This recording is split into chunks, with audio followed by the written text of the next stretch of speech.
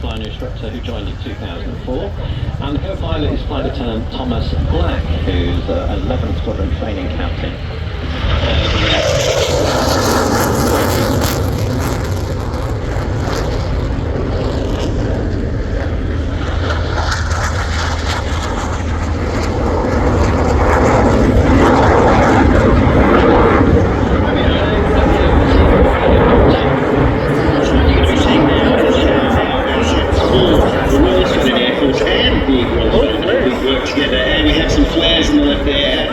Poseidon too.